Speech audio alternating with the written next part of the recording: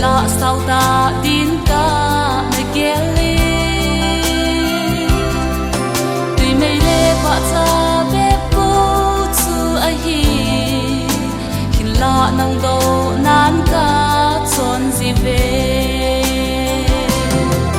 mi lim ki hai bang be mi hin ko hi chom lo ka amol le sim te a hi trong cha cả đâm lái sung gì mu rong lăng ma đâu nan cả trốn gì tao về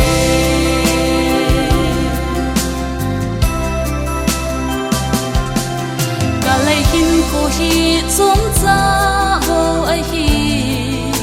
thì lẽ sa bi thấy hin cô hi lâu trong lâu ca amang xin nang ma đâu nan cả chốn gì tao về mi lim ki hay vong về mi hin cô hi trong lâu cả amol lên sim thấy ai hi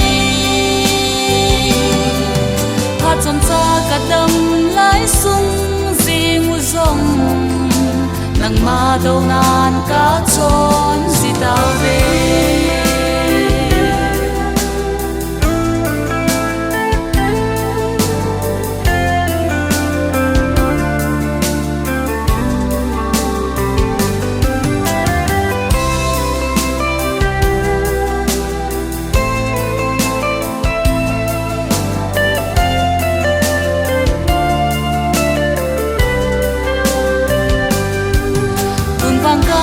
tai phá kai iza kai nang ma bầu chu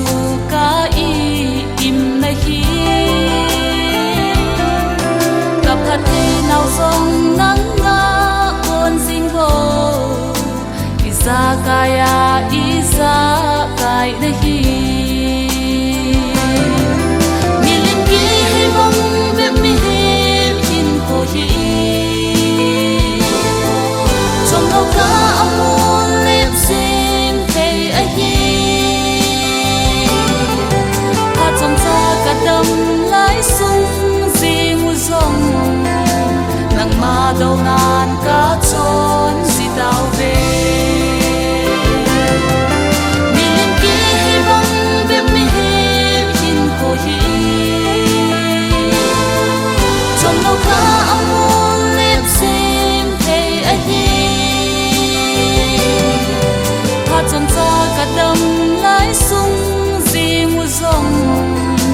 lăng ma đâu nan cả chốn gì tao về lăng ma đâu nan cả chốn